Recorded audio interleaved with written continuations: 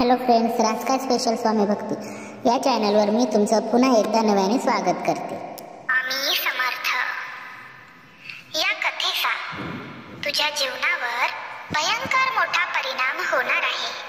त्यामुळेच ही एका हत्तीची पवित्र कथा तुझ्या डोळ्यांसमोर आली आहे.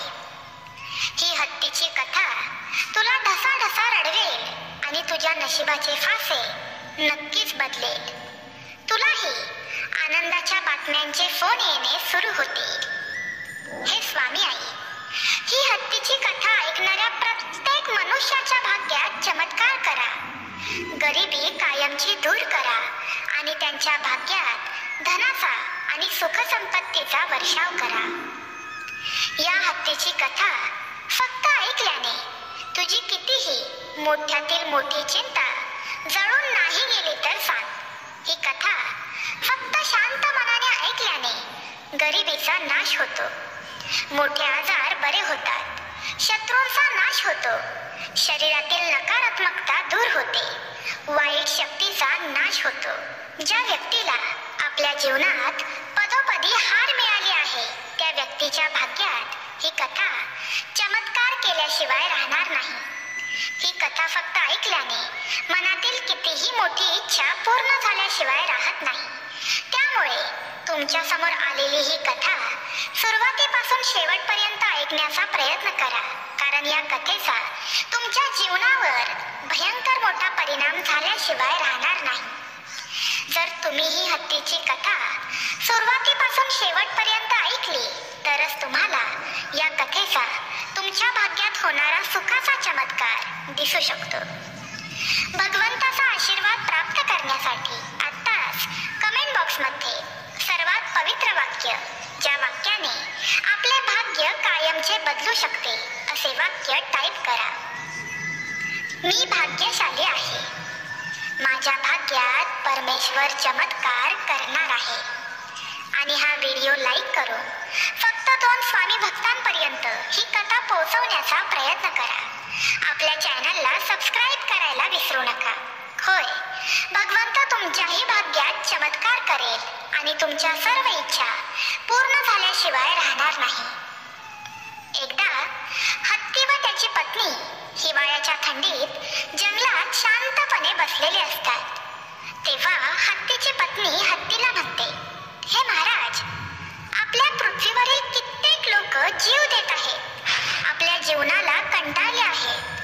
त्यांना देवाने दिलेले हे अनमोल जीवन नकोसे झाले आहे.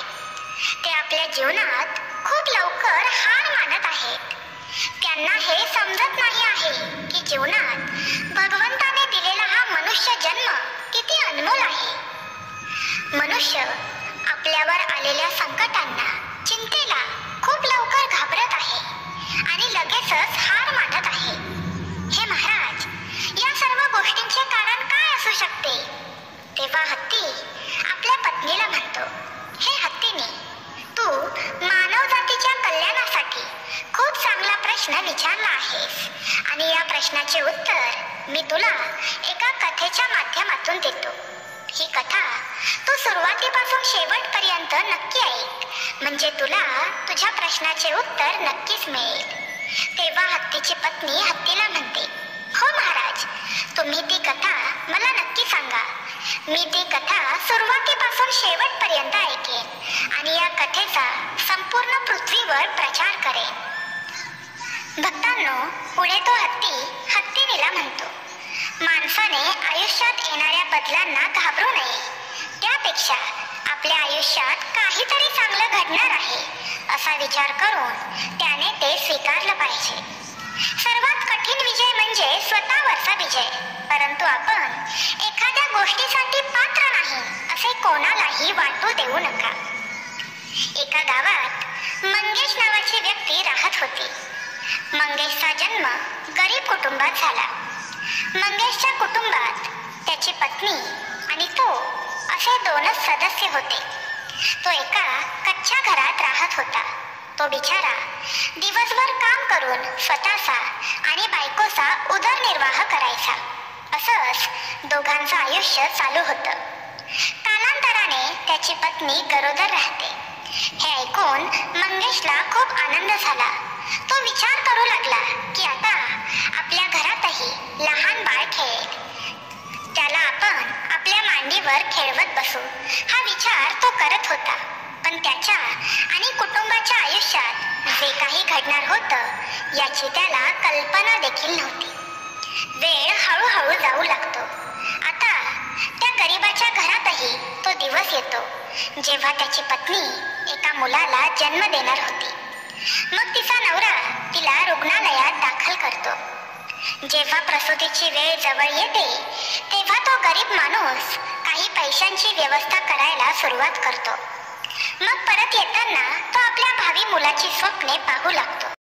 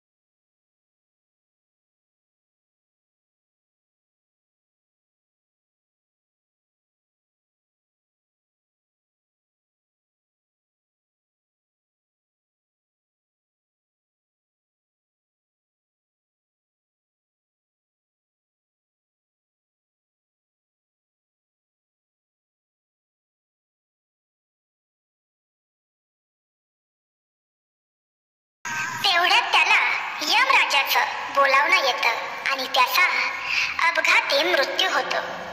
शहरातील काही लोक येथे त्या माणसाचे अंत्यसंस्कार करतात. दुसरीकडे त्याची पत्नी त्यांच्या मुलाला रुग्णालयात जन्म देत असते. जेव्हा त्या गरीब स्त्रीला तिचा नवरा वारल्याची बातमी मिळते तेव्हा तिचे हृदय फाटून जाते. त्या गरीब मुलीला जगात फक्त तिचा नवराच होता. आता तो पण तिला सोडून निघून गेला होता. आता ती ढसाढसा रडायला लागली की अरे देवा, माझ्यावर दुःखाचा डोंगर कसा आणलास? माझा एकमेव आधार तू हिरावून घेतलास. निदान अजून जन्मही न घेतलेल्या या मुलाची तरी काळजी घेतली असतेस. जन्म होण्याआधीच तू माझ्या बाळावरच्या बाबांचे छत्र काढून टाकलेस. तिच्या पतीची आठवण काढून ती जोर जोरात रडत होती.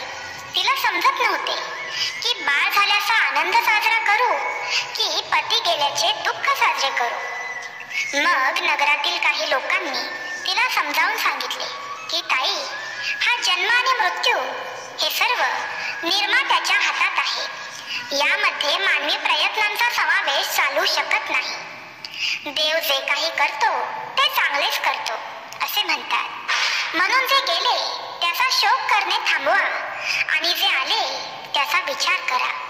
इथे लोक त्या गरीब स्त्रीला अनेक प्रकारे समजावून सांगत होते. काही वेळातच तिने एका सुंदर मुलाला जन्म दिला. आपल्या मुलाला पाहून तिचे थोडे दुःख दूर झाले. तिला वाटलं की आता मी या मुलाला खूप शिकवणार, खूप वाढवणार, कारण हाच माझा मोठा आधार बनणार आहे. आता ती आपल्या मुलाला घेऊन तिच्या घरी येते. नगरातील काही लोकांनी काही दिवस महिलेला मदत केली, पण कोण नेहमीच मदत करत राहणार आहे? काही दिवस निघून गेल्यावर मदतनीसही मागे हटले. आता ती तिच्या बाळाला घेऊन पूर्णपणे एकटी पडली होती. इतरांच्या मदतीने किती दिवस आयुष्य जगता येतं हे तिला समजलं होतं. या मुलाला जगवायचे असेल आणि वाढवायचे असेल तर त्याची जबाबदारी आपल्यालाच आपल्या हाती घ्यावी लागेल. काहीतरी काम आपल्या स्वतःलाच करावे लागेल. अशा रीतीने ती स्त्री इतर लोकांच्या घरी जाऊन साफसफाईचे काम करू लागते. कामातून मिळणाऱ्या पैशातून ती स्वतःचा आणि मुलाचा उदरनिर्वाह करू लागली. कालांतराने तिचा मुलगा हळूहळू मोठा होऊ लागतो. मूल 4 वर्षाचे झाल्यावर त्याची आई त्याच्या शिक्षणासाठी त्याला नगरातील सरकारी शाळेत दाखल करते. तिला वाटले की ती तिच्या मुलाला शिक्षण देऊन इतके सक्षम बनवेल की त्याचे शिक्षण कधीही कोणाच्याही हातून होऊ नये. आता ती अशीच कष्ट करत राहते, ते पण दिवस रात्र. आपल्या मुलाला शिकवण्यासाठी ती मजूर म्हणून काम करू लागते. तिच्या मुलालाही तिची कदर असते. त्याने आपल्या आईचे कष्ट पाहिलेले असतात आणि त्याला माहीत असतं की आपल्याला आपल्या आईशिवाय कोणीही नाही. कारण आपल्या वडिलांचे छत्र आपल्या डोक्यावरून आपण जन्माला यायच्या आधीच उडालेले आहे. त्यामुळेच तो मुलगा देखील खूप मेहनत करून दिवस रात्र अभ्यास करत असतो. हळूहळू तो मुलगा 12 वर्षाचा होतो.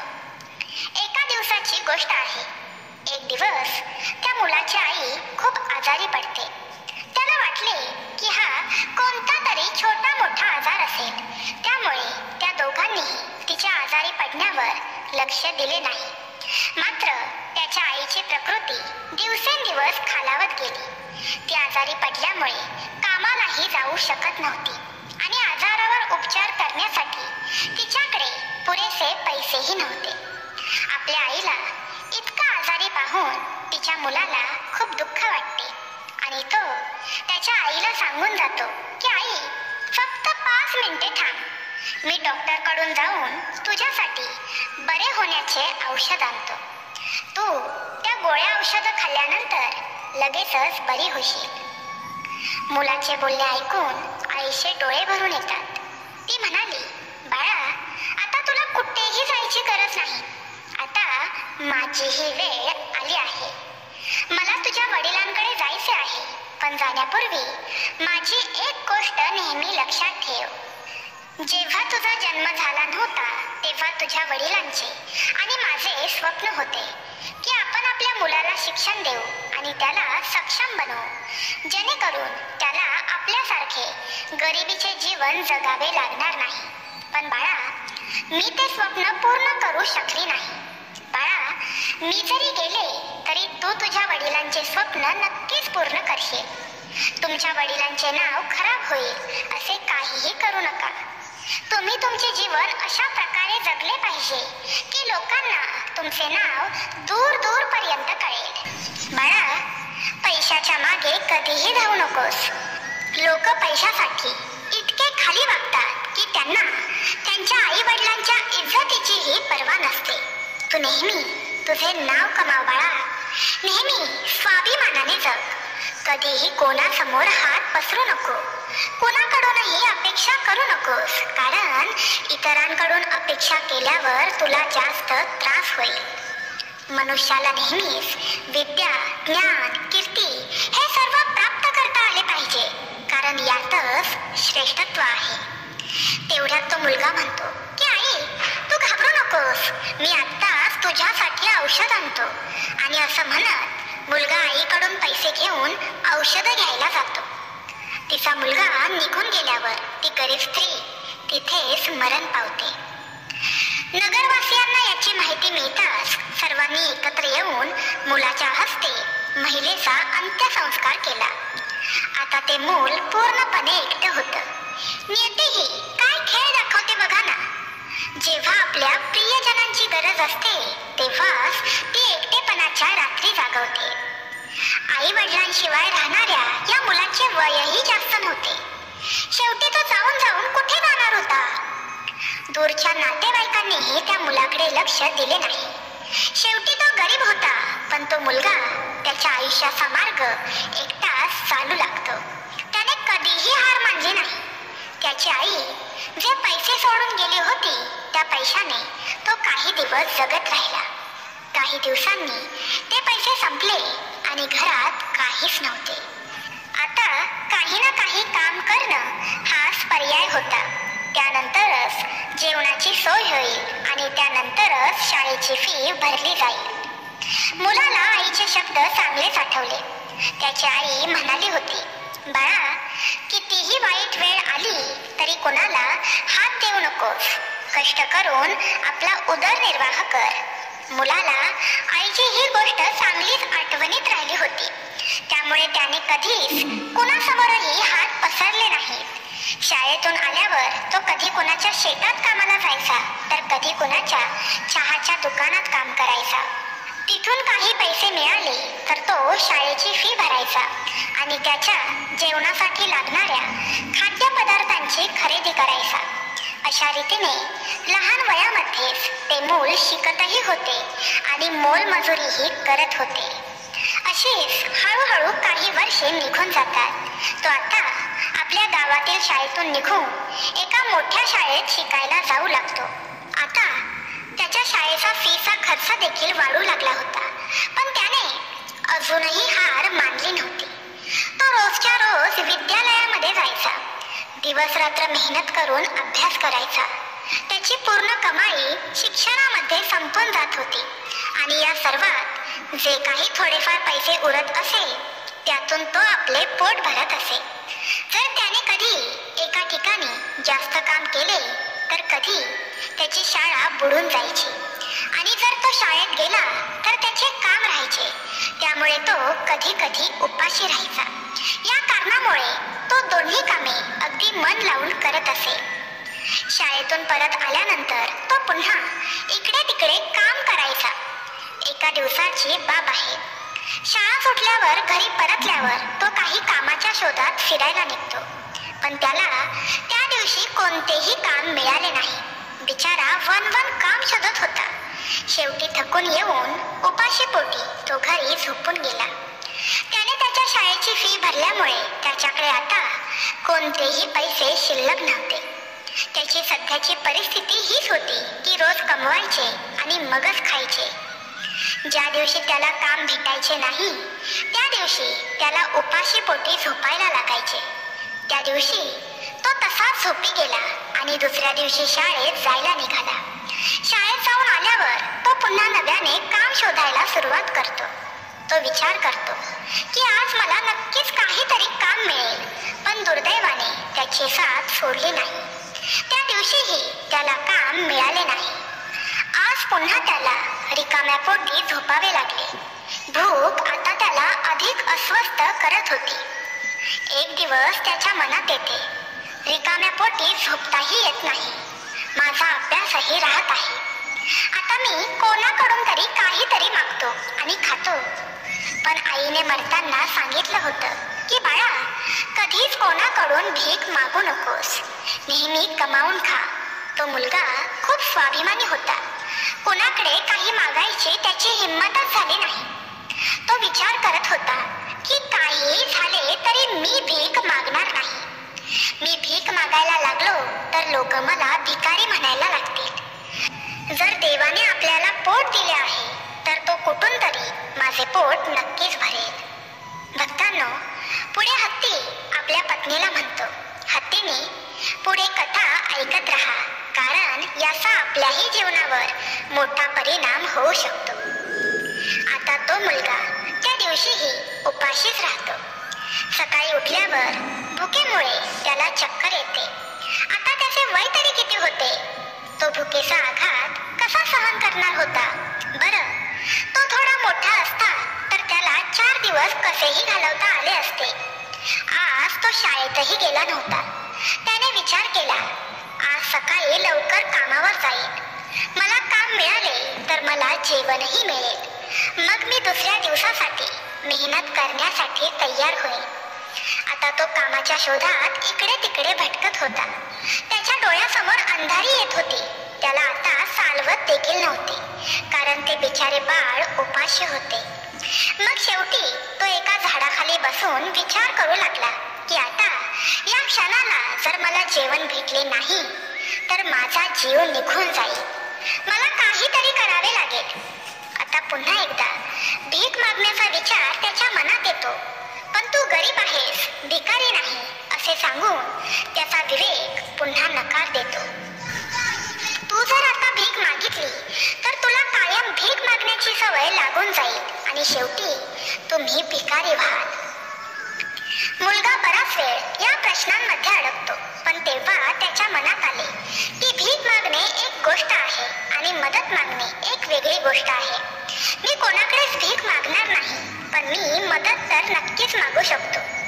भीक ही अशी गोष्ट आहे जी मागितल्यावर परत मिळत नाही, परंतु एखाद्याला मदतीसाठी विचारणे ही गोष्ट अशी आहे जी तुम्ही नेहमी परत करू शकता. त्या मुलाने विचार केला की आज मी कोणाकडे तरी मदत मागेन आणि मला काम मिळाल्यावर ती मी मदत परत करेन. आता तो मुलगा तिथून चालत गेल्यावर एका नगराबाहेर एक मोठं घर त्याला दिसतं. त्या मुलाने त्या दारावर जाऊन ठोठावलं. तेवढ्यात घरातून एक स्त्री बाहेर येते. दारात 10 ते 11 वर्षाचा एक अतिशय उदास आणि निरागस मुलगा उभा असलेला महिलेला दिसला. प्रथम त्या महिलेने मुलाला विचारले, बाळा, तू दार का वाजवलेस? काही काम आहे का? मुलगा आपले दोन्ही हात जोडून म्हणतो, आई, मी तुम्हाला दुपारी दार वाजवून त्रास दिला, यासाठी मला क्षमा करा. त्या स्त्रीने विचारले, बाळा, मी तुला काय मदत करू शकते? तुला कशाची गरज आहे का? भक्तांनो, तो हत्ती पुढे त्याच्या पत्नीला म्हणतो. ती महिला देखील एका बाळाची आई होती, त्यामुळे तिच्या शब्दात मातृत्वाची भावना होती.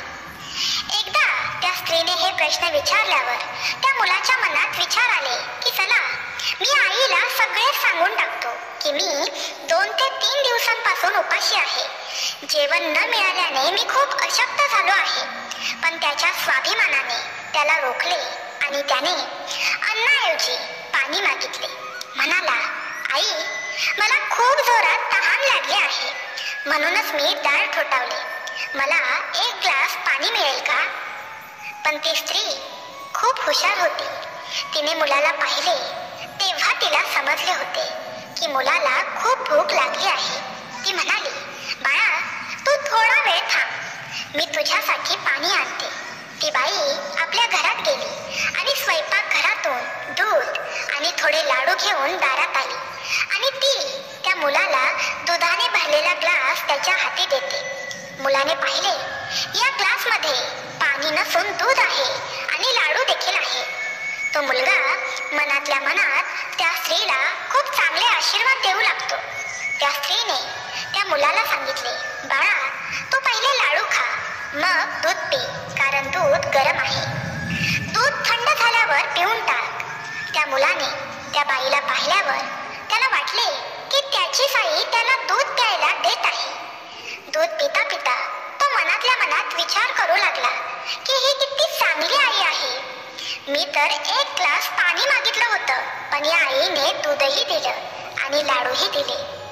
तिला समजले होते की मी उपाशी आहे.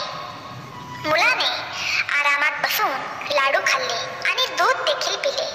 तेव्हा त्या स्त्रीने पुन्हा विचारले की बाळा, तुला अजून काय हवं आहे का? तेव्हा मुलगा मनातल्या मनात विचार करू लागला की दुधाच्या बदल्यात हा मुलगा या आईला आणखी काय देऊ शकतो.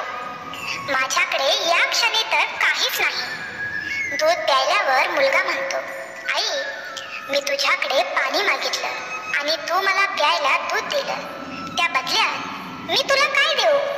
ती बाई म्हणाली, बाळा, मी तुला दूध यासाठी पाजले नाही की या बदल्यात मी तुझ्याकडून काहीतरी घेऊ शकेन.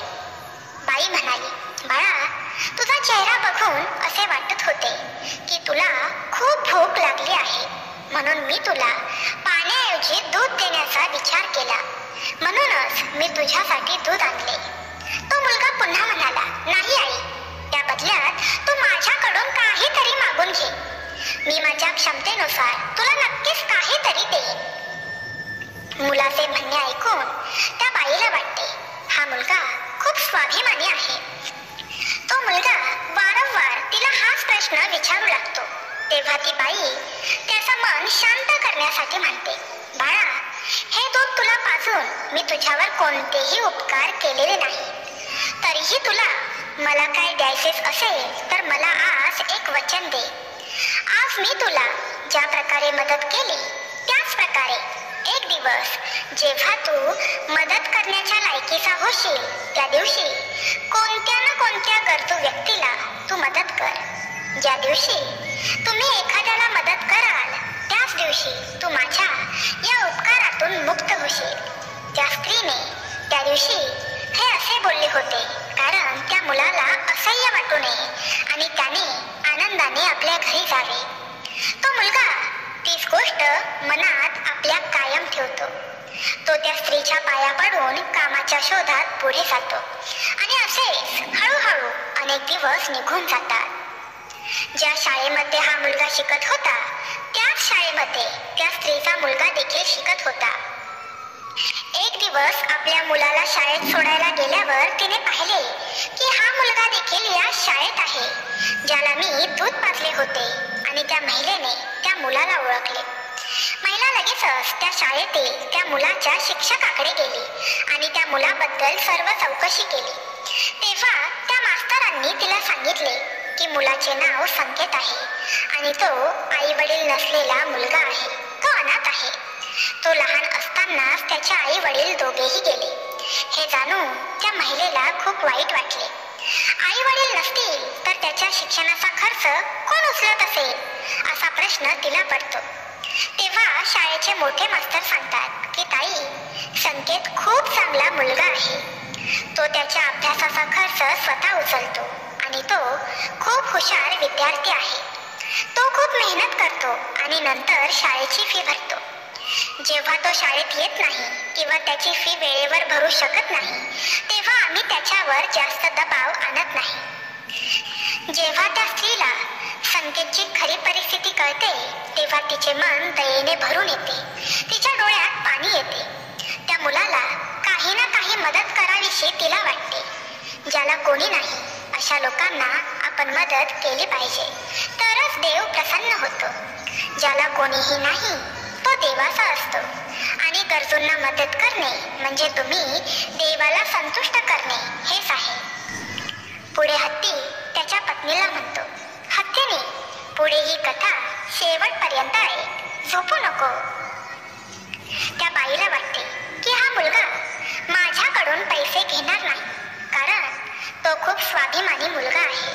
मग त्या महिलेने त्याच्या शिक्षकाला विनंती केली, जर मी या मुलाची फी भरली तर तुम्हाला काही अडचण तर नाही ना? तेव्हा तेथील मास्तर म्हणाले, ताई, तुम्ही खूप मोठ्या मनाच्या आहात. तुमचे विचार मोठे आहेत, चांगले आहेत. तुम्ही जर त्याची फी भरली तर मला कोणतीही अडचण होणार नाही. पण संकेत या गोष्टीसाठी तयार होणार नाही. तेव्हा ती स्त्री पुन्हा त्या शिक्षकांना विनंती करू लागते आणि म्हणू लागते की मास्तरजी, मला संकेतला काहीही करून मदत करायची आहे.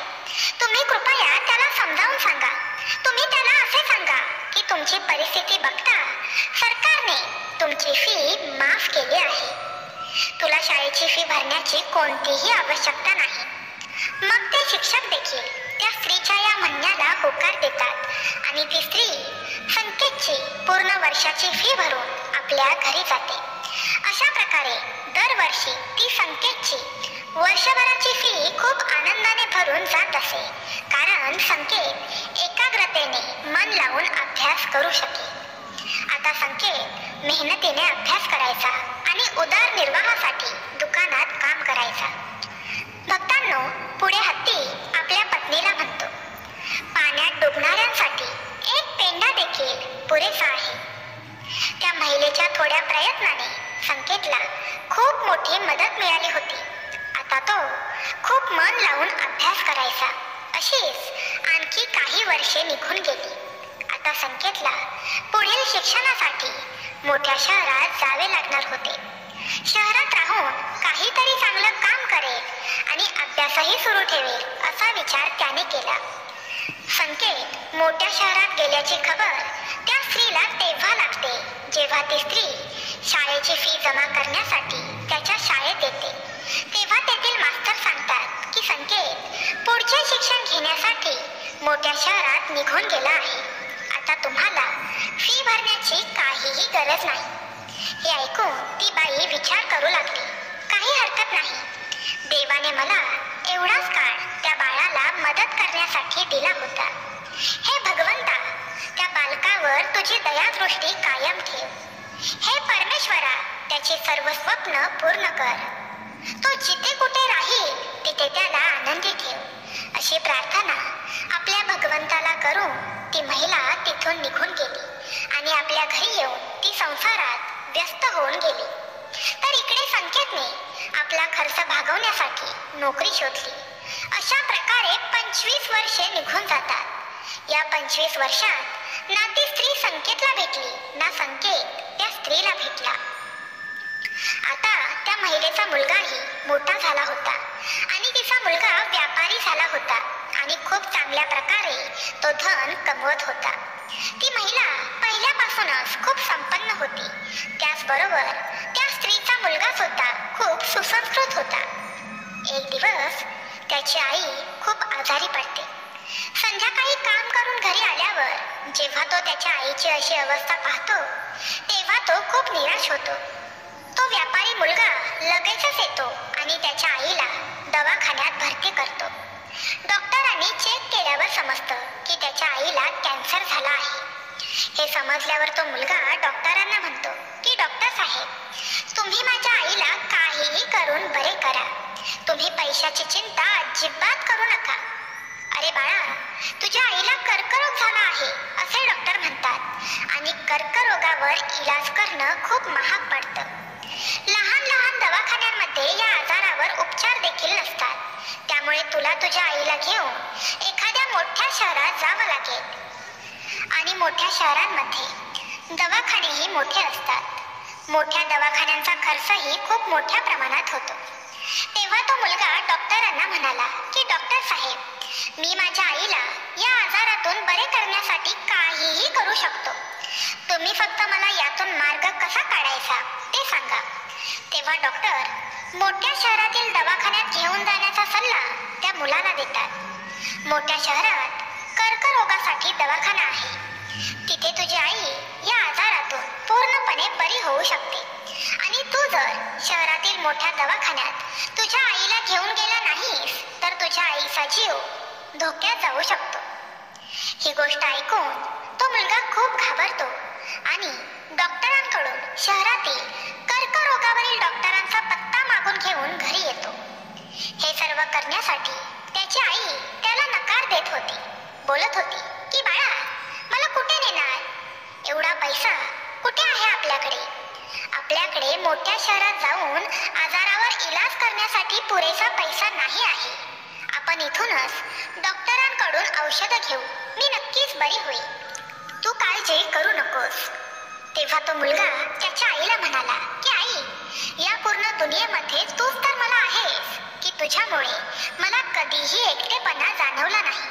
कधीच कोणत्याही गोष्टीची चिंता मला झाली नाही. यामुळे काहीही झालं तरी या आजारामुळे मी तुला मरू देणार नाही.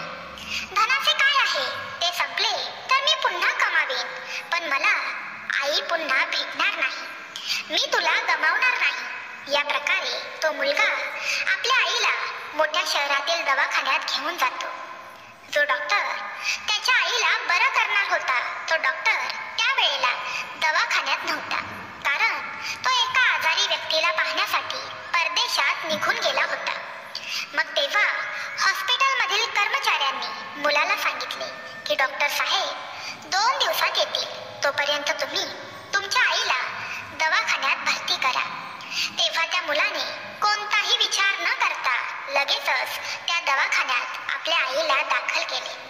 तो मुलगा तेथील डॉक्टर येण्याची वाट पाहत होता. दुसऱ्या दिवशी जेव्हा डॉक्टर आले तेव्हा आपल्या आईची सर्व परिस्थिती त्या मुलाने त्या डॉक्टरांना सांगितली. तेव्हा डॉक्टरांनी त्याला विश्वास दिला की मी दिलेल्या गोळ्या आणि औषधांमुळे आणि तपासणीमुळे तुमची आई बरी होऊ शकते, पण यांचा इलाज खूप काळापर्यंत राहील.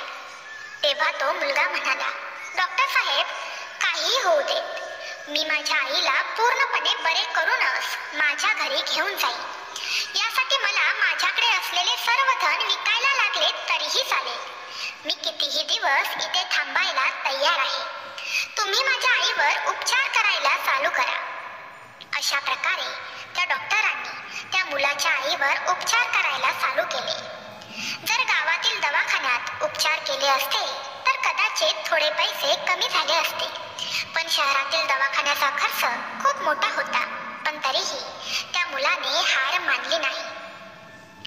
भक्तांनो, पुढे हत्ती हत्तीनीला म्हणतो, या संसारात आईपेक्षा अनमोल काहीही नाही. डॉक्टर जे गोळ्या औषधं लिहून देत असत ते गोळ्या औषधं खूप महाग येत असत, पण तरीही तो मुलगा आपल्या आईसाठी महागातील महाग गोळ्या औषधं घेऊन येत असत. आपल्या आईची देखभाल करण्यात तो गावी असलेला त्याच्या व्यापारातही लक्ष देऊ शकत नव्हता.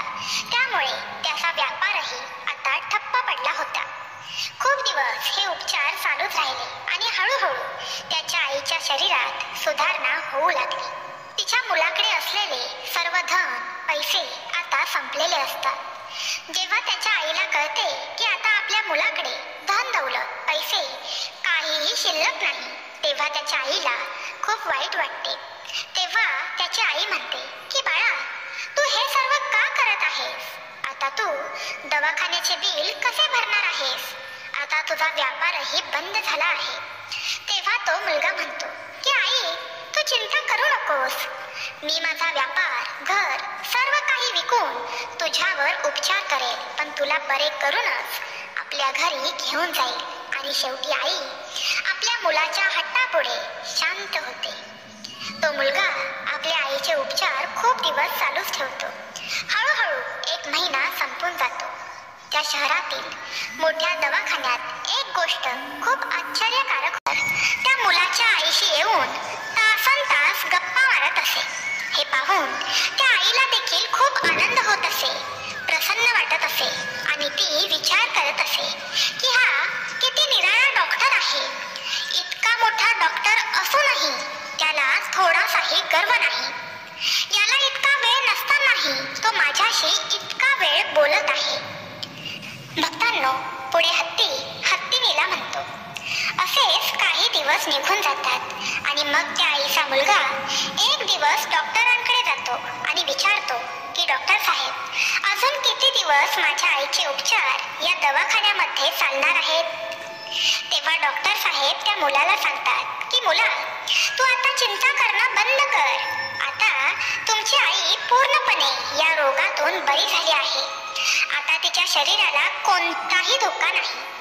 तरीही मी तुझ्या समाधानासाठी तुमच्या आईचा अजून एक रिपोर्ट काढतो आणि मग तुम्ही तिला घरी घेऊन जाऊ शकता. आता तर तो मुलगा आपल्या आईचे रिपोर्ट येण्याची वाट बघत होता. 2 दिवसांनी रिपोर्ट येतात. जेव्हा रिपोर्ट येतात तेव्हा तो मुलगा पुन्हा डॉक्टरांना भेटायला जातो आणि विचारतो की डॉक्टर साहेब, माझी आई पूर्णपणे बरी झाली आहे की नाही? काही धोक्याची गोष्ट नाही आहे ना? तेव्हा डॉक्टर साहेब बोलतात की चिंता करू नकोस, तुमच्या आईचे रिपोर्ट चांगले आले आहेत. तुमची आई पूर्णपणे बरी झाली आहे. तुमच्या आईच्या जीवाला कोणताही धोका नाही. आता तुम्ही त्यांना तुमच्या घरी घेऊन जाऊ शकता. डॉक्टरांचे म्हणणे ऐकून तो मुलगा खूप आनंदी होतो आणि डॉक्टरांचे मनपूर्वक आभार मानतो. मग तो मुलगा त्याच्या आईजवळ जातो आणि मनोमन भगवंताचे आभार मानतो की हे ईश्वरा, तुझे खूप खूप धन्यवाद. तू इतक्या मोठ्या आजारातून माझ्या आईला वाचवलेस. हीच गोष्ट तो त्याच्या आईला सांगण्यासाठी जातो आणि आईला म्हणतो की आई, तू आता इतक्या मोठ्या आजारातून पूर्णपणे बरी झाली आहेस. आता तुझ्या जीवाला कोणताही धोका नाही. आता आपण आपल्या घरी जाऊ शकतो. पुढे हत्तीनीला म्हणतो, आपल्या मुलाच्या तोंडून हे ऐकून त्याच्या आईला फार आनंद होतो, पण दुसऱ्या क्षणाला ती निराश होते, कारण तिच्या मनात विचार येतो, मी तर आता पूर्णपणे बरी झाली आहे, पण या दवाखान्याचे बिल लाखोंमध्ये झाले असेल. हे इतके मोठे बिल माझा मुलगा कसा भरणार काय माहिती. इतक्या मोठ्या रकमेची व्यवस्था माझं बाळ कशी करेल. त्याच्याकडे जे पैसे होते, धन साठलेले होते, ते सर्व काही माझे उपचार करण्यात त्याने संपवले. पण आता या मोठ्या दवाखान्याचे मोठे बिल हा कसा भरेल देवाला ठाऊक. आपल्या आईला असे निराश पाहून तो मुलगा आपल्या आईला समजावू लागतो. अगं आई, तू कशाला चिंता करत आहेस? मी आहे ना. मी माझ्याकडे जे काही आहे नाही ते सर्व विकून तुझ्या उपचाराचे पैसे डॉक्टरांना देऊन टाकेन. मी घर, व्यापार सर्व काही नंतर पण उभं करू शकेन. पण आता माझ्यासाठी तू महत्वाचे आहेस. म्हणूनच तुला आता या गोष्टींची चिंता करण्याची काहीच आवश्यकता नाही. तो मुलगा आपल्या आईला खूप समजावण्याचा प्रयत्न करतो. पण शेवटी आई ती आईच असते. तिने आपल्या बाळाची चिंता करणे स्वाभाविकच होते. ती विचार करू लागते, जर माझ्या मुलाने सर्व काही विकून टाकले तर तो त्याचे पुढचे जीवन कसे जगेल? त्याच्या भविष्याचे काय होईल? रात्रभर त्याची आई हाच विचार करत गेली आणि चिंता करत करत मुलगा आणि त्याच्या आईची रात्र निघून गेली. मग पुढे हत्ती निरा म्हणतो. पुढचा दिवस येतो. त्याच्या आईची आपल्या घरी जाण्याची वेळ येते. मग दवाखान्यातील एक कर्मचारी त्या मुलाच्या हातात एक लिफाफा देऊन निघून जातो आणि त्या मुलाला म्हणतो की डॉक्टरांनी या लिफाफ्यामध्ये तुमच्या आईचे बिल पाठवले आहे. हा लिफाफा पूर्णपणे वाचा आणि हे बिल चुकवून तुम्ही तुमच्या आईला घरी घेऊन जावा. ते बिल आपल्या हातात घेऊन तो मुलगा विचार करू लागतो की काय माहिती किती बिल झाले असेल. आपल्या मुलाला चिंतेत पाहून त्याची आई थोडी निराश होते. त्याची आई आपल्या मुलाच्या हातून ते बिल हिसकावून आपल्या हाती घेते आणि ते पाहू लागते. त्या क्षणी दवाखान्यातील जे सर्वात मोठे डॉक्टर होते तेही तिथे उपस्थित होतात. जेव्हा त्याची आई तो लिफाफा उघडते तेव्हा त्यामध्ये एक छोटीशी चिठ्ठी लिहिलेली असते. त्या चिठ्ठीत असे लिहिले होते की आई, तू 25 वर्षापूर्वीच तुझी थकबाकी भरली आहेस. जेव्हा तू 2 दिवस उपाशी असलेल्या बाळाला दूध आणि लाडू देऊन त्याच्या भुकेची आग भागवली होतीस आणि त्याच्या पुढचे 5 वर्ष त्या मुलाच्या शाळेची फी देखील भरली होतीस. ती चिठ्ठी वाचून महिला पूर्णपणे आश्चर्यचकित होते. जेव्हा त्या आईचा मुलगा तिला विचारतो की आई, डॉक्टरांचे बिल किती झाले, तेव्हा ती आई ती चिठ्ठी आपल्या मुलाच्या हाती देते. जेव्हा ती चिठ्ठी तो मुलगा वाचतो तेव्हा तो देखील हैराण होतो. तो आपल्या आईला विचारतो की आई, तू या डॉक्टरांना पहिल्यापासून ओळखतेस? तुझी आणि डॉक्टरांची ओळख आधीपासून आहे का? तेव्हा त्याची आई म्हणते की बाळा, मी या डॉक्टरांना पहिल्यापासून ओळखत नाही, पण मला आत्ताच माहीत पडले आहे. मग तो मुलगा म्हणाला, मग या चिठ्ठीमध्ये 25 वर्षापूर्वीची घटना का लिहिली आहे? तेव्हा त्याची आई म्हणते की बाळा, 25 वर्षापूर्वी जेव्हा तू खूप लहान होतास तेव्हा भर दुपारी तुझ्या वयाचा एक लहान मुलगा आपल्या दारात आला होता. तो अनेक दिवस उपाशी होता. त्याने माझ्याकडे फक्त 1 ग्लास पाणी मागितले होते. पण जेव्हा मी त्या मुलाकडे पाहिले तेव्हा मला समजले की हा मुलगा खूप दिवसांपासून उपाशी आहे. त्यामुळे आपल्या घरातील दूध आणि लाडू मी त्याला खायला दिले होते. तो खूप दिवसांपासून उपाशी होता. त्याने दूध तर पिले, पण तेव्हा तो मला बोलू लागला, मी तुमचे हे उपकार कसे फेडू शकेन? या बदल्यात मी तुम्हाला काय देऊ, तुम्हीच सांगा. तेव्हा मी त्या मुलाच्या मनशांतीसाठी बोलली होती की जेव्हा तू मोठा होशील, एखाद्या गरजू व्यक्तीला मदत करण्यालायक होशील, तेव्हा तू देखील एखाद्या गरजूवंताला मदत कर. त्याच दिवशी माझे उपकार तू फेडून टाकशील. मला काय माहित होतं की हाच मुलगा ज्याला मी दूध पाजवले होते तोच 25 वर्षांनी डॉक्टर बनवून मला अशी मदत करेल. लोक तर आज घेऊन उद्या हे सर्व विसरून जातात, पण या मुलाने अजूनही मी केलेली ही मदत लक्षात ठेवली आहे. मी अजूनही या गोष्टीला घेऊन आश्चर्यचकित आहे की तो मुलगा हाच डॉक्टर आहे. मुलगा आणि आई या दोघांमधील हा संवाद असाच चालू होता आणि पाठीमागून तो डॉक्टर झालेला मुलगा हे सर्व पाहून ऐकत होता. होय भक्तांनो, तोच मुलगा हा डॉक्टर होता ज्याने या आईवर उपचार केले होते.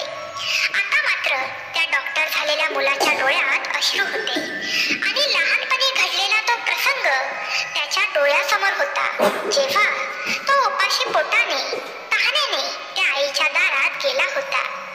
ते डॉक्टर लगेचच पुढे येऊन त्या आईला प्रणाम करतात. त्यांच्या पायावर डोकं ठेवून त्यांना नमस्कार करतात आणि त्यांना म्हणतात की हे आई, आजही तू बोललेले ते शब्द माझ्या कानात वाजत आहेत. मी तुझ्या त्याच शब्दांना माझे संस्कार बनवले. मी माझ्या आयुष्यात खूप दुःख पाहिले आहे, पण मी कधीही हिंमत हारली नाही. मी तुमचा खूप मोठा कर्जदार आहे.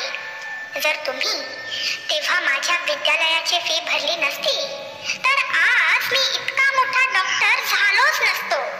आई, हा तुझा खूप मोठा आशीर्वाद आणि देण आहे.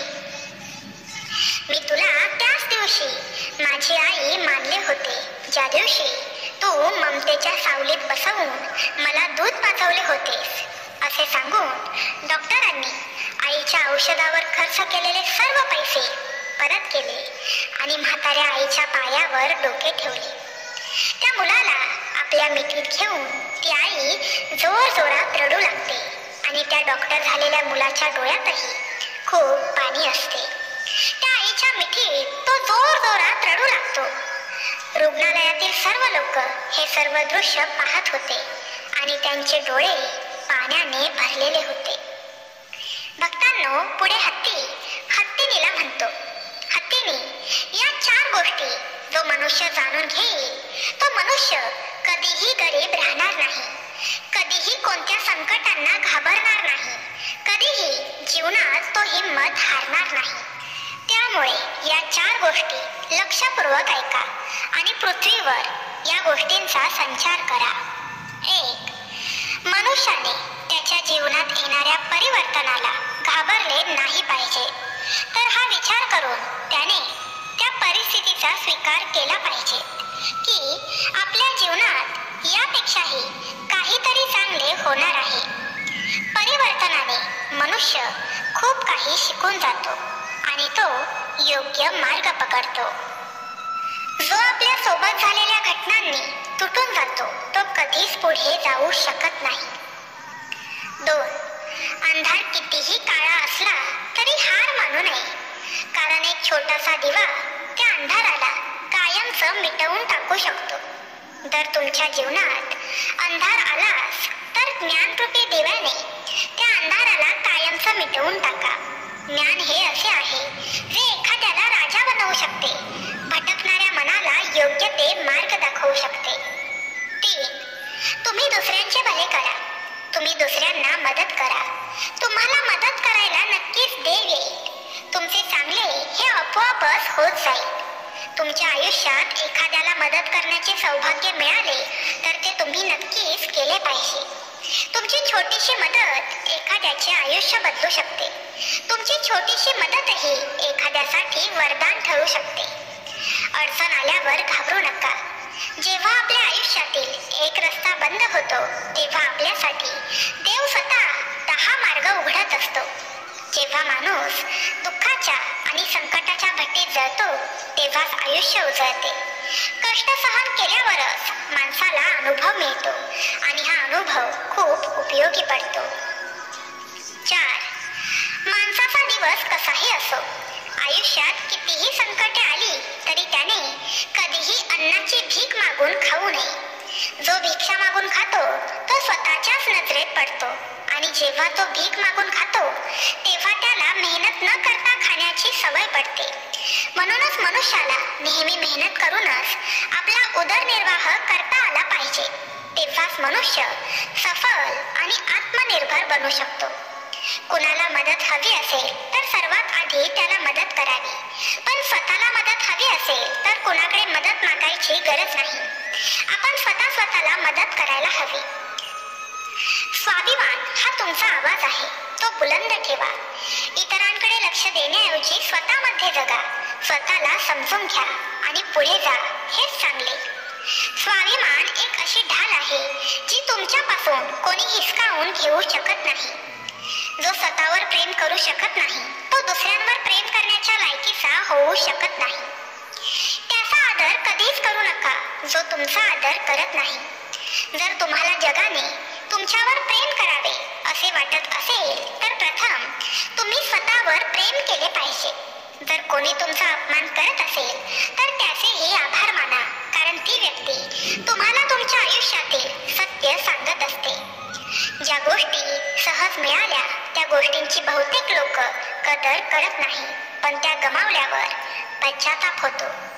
अशा प्रकारे हत्ती आपली कथा संपवतो. तर प्रेमळ स्वामी भक्तांनो, तुम्हाला आजच्या कथेतून काहीतरी शिकायला मिळालं असेल अशी मी आशा करते.